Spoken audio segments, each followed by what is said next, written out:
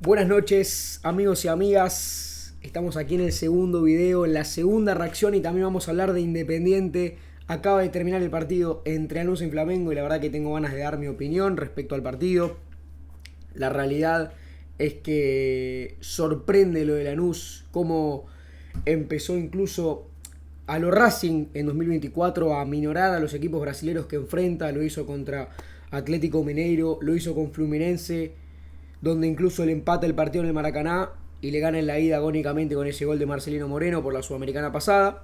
Y ahora lo hace con Flamengo, un Flamengo que a priori uno diría, bueno, le va a hacer 2, 3 goles. No sé si ustedes recuerdan que una vez Flamengo fue a la cancha de Vélez por una semi de Libertadores con el pasto hecho bosta y le hizo 4, que era en el primer tiempo. Pero Lanús tiene estas cosas, este Lanús, e incluso este Flamengo también, que para mí no es el mismo que el de 2022, que el de 2019, es un Flamengo que si bien tiene muchas figuras y tiene un técnico como Felipe Luis que la verdad lo ha sabido abordar muy bien, ganó el Brasileirao, ganó la Supercopa de Brasil también, y se quedó a nada de ganar el Mundial de, perdón, la Intercontinental contra el PSG. Siento que este Flamengo contra los clubes argentinos, o al menos cuando viene acá, cuando lo apretás un poquito le podés sacar un empate, les podés sacar un triunfo. Lo vivimos cuando vino acá para jugar con Estudiantes, que en 2 minutos le había hecho 8 goles. Todos pensábamos que iba a ser un baile atroz allá en el Maracaná. Le echan a Plata, Estudiantes resucita con ese gol de Carrillo. Y acá, gracias a ese golazo de Benedetti, que incluso después le hace otro, pero estaba en offside, Estudiantes se pareja la serie, pero los penales, la jerarquía de Rossi, de Jorginho, de jugadores que tienen otro pie y tienen otra mentalidad, otros nervios de acero para afrontar dichas instancias, le dieron a Flamengo, digamos, la clasificación. Lo mismo pasó contra Racing, pero recordemos que con Racing Flamengo en el segundo tiempo no pateó el arco. Tuvo un jugador menos, pero no pateó el arco. Durante el partido tampoco fue wow lo de Flamengo, incluso de Racing. Para mí, objetivamente hablando, le afanan un gol en la ida que capaz si era acá se lo cobraban. Pero la realidad es que vos a equipos como Flamengo le podés hacer frente con actitud y con huevos, y sobre todo aprovechando la localidad, que es lo que hoy hizo Lanús. Hoy Flamengo tuvo 1 o 2 chances en el primer tiempo, pero más no. La verdad que un equipo muy pobre, un equipo que noto cansado, porque obviamente en Brasil están los estaduales que al argentino en cierto punto o a cualquier equipo cuando arranca el año y tenés que jugar contra un brasilero le dan un plus porque más allá de rotar el equipo siempre hay una mosca, perdón, más allá de rotar el equipo siempre algún jugador del 11 tenés que usar, alguno se te va a lesionar, alguien te va a faltar por esa misma cuestión. Y Flamengo viene padeciendo el tema de las lesiones, también tiene que empezar a laburar el tema de la adaptación de Paquetá, porque si bien es un gol, la verdad que hoy al brasileño no lo vi en cancha, no jugó prácticamente, un poquito de Arrascaeta. Después no tengo mucho más para decir de Flamengo, realmente un Flamengo de figuras. Pero sí tengo cosas para decirle a Lanús, y por eso van 3 minutos que no hablé casi nada de Lanús. Lanús le hizo 2 goles a Flamengo, y para mí el primero que hace Castillo en el Maracaná, si era de Flamengo, no sé si lo cobraban. No sé si lo cobraban. Hay una vara muy distinta para cobrar en Conmebol respecto a si el equipo es argentino, si es brasilero, si el equipo tiene poder o no tiene poder. Y creo que Lanús fue víctima quizás de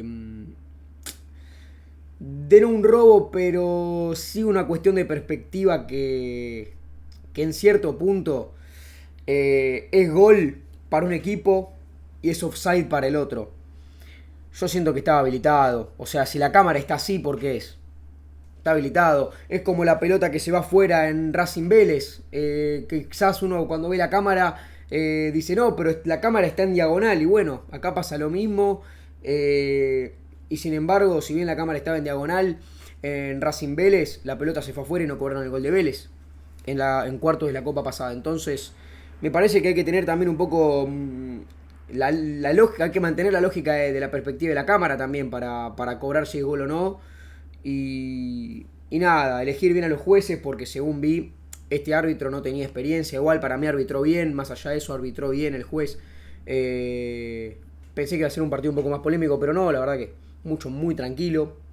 Pero ese detalle, ese punto y coma queda, digamos, en lo que es el registro del partido. Después, ¿qué puedo decir de Lanús? La verdad que la defensa de Lanús cuando juega estos partidos es imperial, loco. Lo de Canal y lo de Izquierdo son tipos que dejan la vida por la camiseta. Sasha Marsic mete un centro bárbaro, es incansable ese tipo. ¿Y por qué digo cuando Lanús juega por el ámbito internacional? Porque el otro día vimos a Lanús jugar en la cancha de Independiente, un partido que prácticamente no pateó el arco, simplemente un tiro libre y poco más. Por eso sorprende lo que es Lanús en el ámbito internacional, un equipo muy fortalecido, un equipo que de local se hace muy fuerte, un equipo que tiene una base, que tiene un mediocampo donde todos corren, donde todos se entregan. Cardoso jugó un partidazo. Cardoso, la verdad que en Tigre ya jugaba bien y acá también lo hace de maravilla en Lanús. Es un gran futbolista. Lo mismo Carrera, que desde Atlético de Tucumán, que viene teniendo muy buen nivel. Tiene un muy lindo equipo Lanús y va a ser un equipo interesante en esta Libertadores. Va a ser un equipo interesante con el Toto Salvio, con Castillo, que está intratable. Castillo está intratable, es un jugadorazo, la verdad. El jugador surgido en River, que viene a hacerle goles a equipos muy importantes. Dicho sea de paso, valga la redundancia, River le hizo gol también a lo de Chile, un doblete. Y en la vuelta creo que también le había hecho gol, ¿no? En esa serie hizo los tres goles de la serie para Lanús y así clasificó. El Granate, encima de ser bueno en el sentido de que se presta para el gol, de que ayuda al equipo. También es técnico, lo he visto dar un par de asistencias. Por ejemplo, cuando juega en los institutos, da un pase bárbaro también a Sasha Marsic. Es un jugador que la verdad tiene un futuro muy grande, lo había demostrado en Gimnasia, pero acá en Lanús terminó de explotar. Un minuto para él porque la verdad que hizo un gol, estaba adelantado. Vos contra Flamengo haces un gol estando adelantado y la verdad que te bajoneás. Te pesa en el ego. Pero este tipo agarró a la jugada que siguió, buscó la pelota, Sasha Marsic le mete un centro a la cabeza, perfecto, y la mandó a guardar de una forma excelente. Y Lanús también lo tiene a Marcelino Moreno, que es un jugador diferencial, que genera faltas, que te calma el partido cuando lo tiene que calmar. Flamengo no salió a buscar el empate, y la realidad es esa, Flamengo no salió a buscar el empate, y cuando Flamengo lo pones en jaque, acá le puedes hacer 1, 2, 3 goles, porque incluso Lanús pudo hacer el segundo, después de hacer el primer gol. O sea, esta es una muestra clara porque estamos viendo una recopa. Lo mismo si vemos, no sé si es lo mismo si vemos una final de Libertadores entre un argentino y un brasilero, pero se repite muchísimo al menos cuando vemos los partidos de los argentinos contra Flamengo, que el Flamengo arranca muy arriba, que parece que te va a descogotar, que te va a pegar un paseo infernal, y la realidad es que si vos lo aguantás al Flamengo, en el segundo tiempo es un equipo que se le baja la bombacha. Y no lo estoy diciendo porque tenga algo contra el Flamengo. Lo digo porque es la realidad. Cuando el Flamengo viene acá, o cuando juega contra los argentinos en general, porque pasó con Estudiante, porque pasó con Central Córdoba, que Central Córdoba le ganó allá en Brasil 2-1 y acá empataron. Central Córdoba no perdió con Flamengo en los dos partidos que jugó. Estudiantes tuvo que lamentablemente perder por penales, porque si no capaz también se lo llevaba puesto. Y con Racing, que fue para mí una serie que incluso la mereció el Flamengo, Racing no le ganó al Flamengo porque no entró la de Vieto, es una realidad, porque Rossi sacó 2 o 3 que fueron claves. Y también en la ida a Cambese fue una pieza importante de Racing, pero en la vuelta el Flamengo sufrió muchísimo. Y hoy le pasa lo mismo con Lanús, que la verdad que tuvo mucha efectividad y sinceramente se celebra que un equipo argentino le gane un brasilero.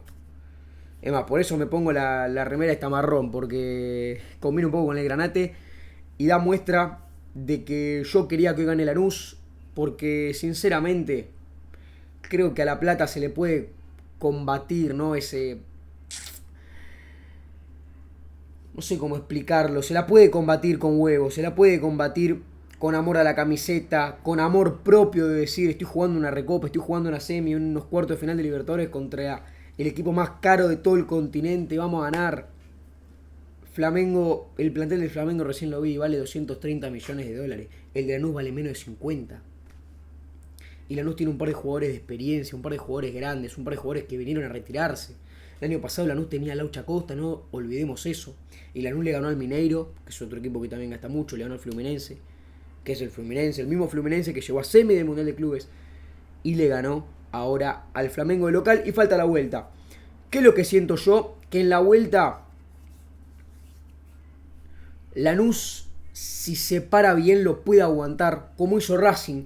Racing cuando jugó en el Maracaná, para mí hizo las cosas muy bien y lo pierde por mala suerte. La realidad es que me lo mereció Flamengo ese partido, pero si vos le jugás estratégicamente al Flamengo y tratás de aguantarlo, el empate se lo podés sacar. Y acá la ventaja que tuvo Lanús, aunque la mayoría de veces sea una desventaja, es que llega al Maracaná habiendo ganado la ida. Y si bien, obviamente, el que define el local siempre es el que va a tener las de ganar, y más siendo un gol de diferencia, y más siendo el Maracaná, Lanús ya fue el Maracaná, jugó contra el Fluminense, que no es lo mismo que Flamengo, pero tiene un par de figuritas también, un par de jugadores estelares. Podríamos decir Serna, podríamos decir Thiago Silva, que ahora se fue igualmente, pero estaba en el Fluminense. Podemos decir Fabio, que es un arquerazo. Entonces, la realidad es que si Lanús lo hizo con Fluminense, que iba perdiendo, le empató el partido cuando cagaron a palos a la gente en Brasil, ¿se acuerdan? De Lanús que después termina ganando. Bueno, ojalá que no se repita el tema de la policía, porque incluso después lo que pasa con Vinicius Junior y Prestiani, que es algo ya recontra polémico, lo único que falta es que nos hagamos los boludos con la policía de Brasil. Digo nomás, esperemos que no suceda nada, ni tampoco me quise meter en el tema de Vinicius y de Prestiani, pero es una realidad.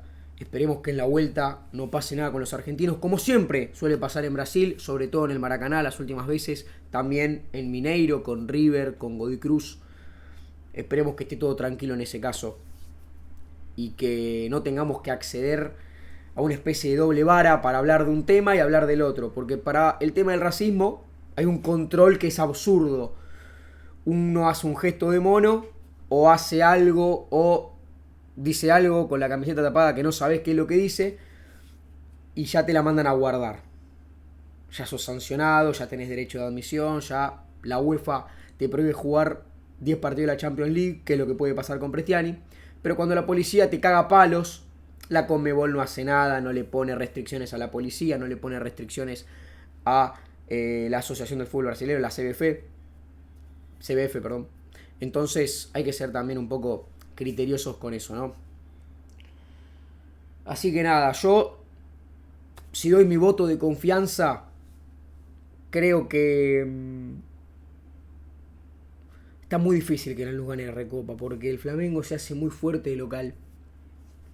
Yo siento que la va a ganar Flamengo, por una cuestión de que el fútbol a veces no es que tiene estas cosas, sino que a veces capaz es injusto.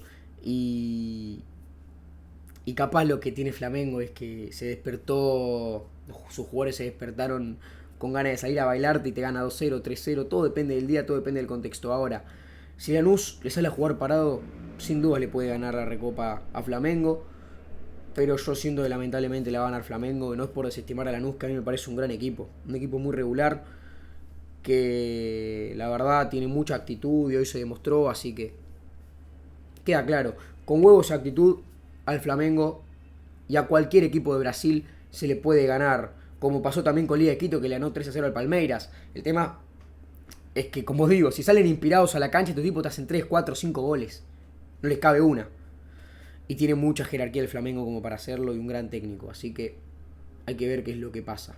Pero bueno, si no es así, seguramente Lanús, ante todo pronóstico, incluso pueda meter su doblete y antes de que empiece la Libertadores ya tener la Recopa en la vitrina. Bueno, voy a hablar ahora de un tema que me pone triste porque es referente a mi club, porque Independiente venía teniendo una buena semana, encarando unos días bastante ilusionantes en el sentido de que habías ganado contra justamente Lanús, equipo que hoy le ganó Flamengo en la Recopa. Te habías ganado bien 2-0 con baile todo el segundo tiempo, haciendo 3 goles, uno que te lo anulan.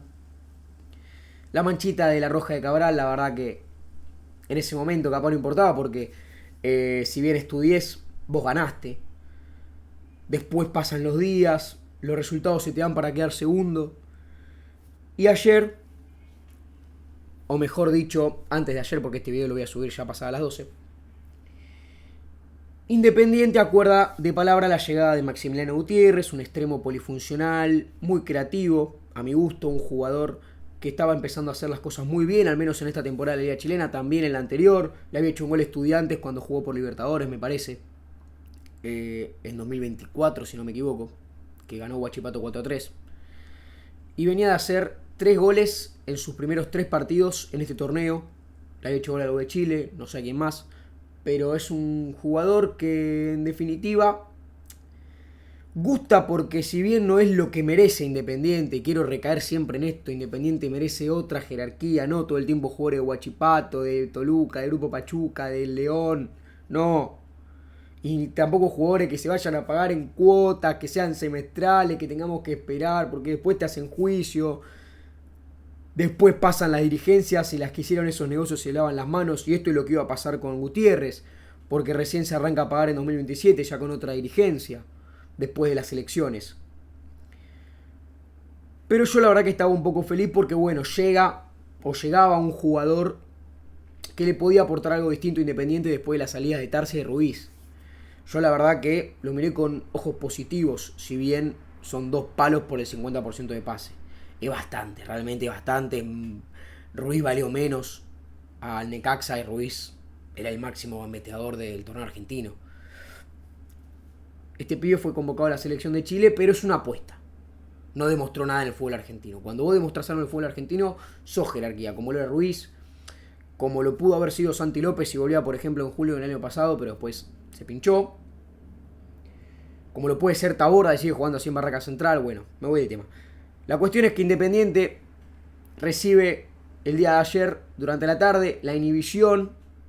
Ya se le había notificado de que tenía que pagar en un plazo de 30 días $1.500.000 a Fernando Gaibor, jugador que valió 4 palos en la era Holland aproximadamente, que lo único que hizo fue un gol a Racing y un gol a Flamengo en la Recopa, de a Gremio en la Recopa.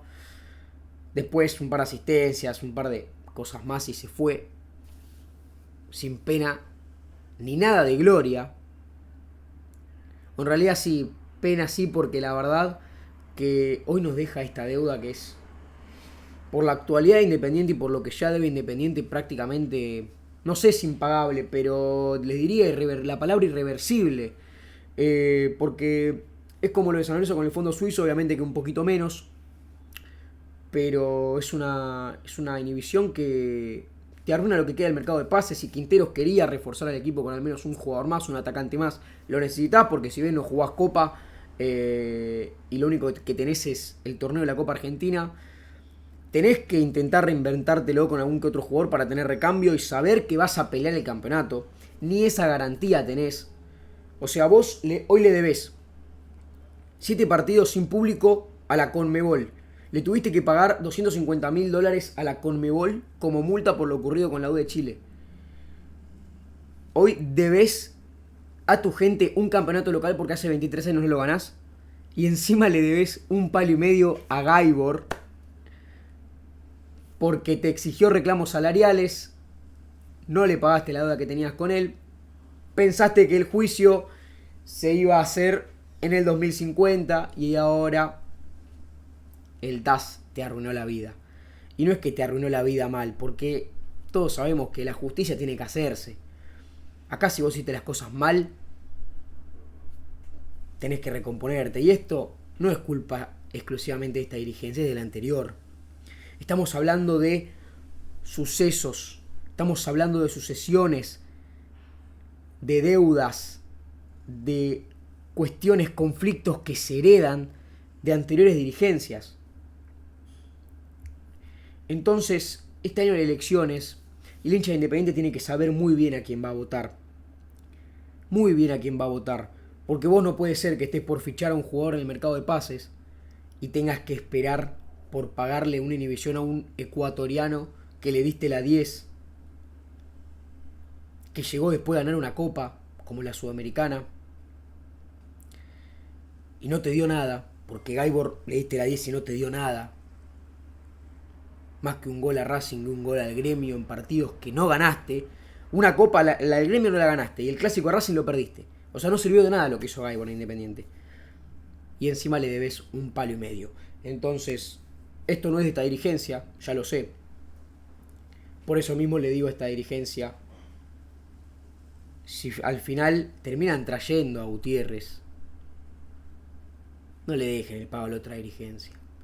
Porque también lo que pasa entre dirigencias es que es oposición, oficialismo, entra este, entra el otro. Al final terminan estando los mismos durante 20 años y nadie se da cuenta.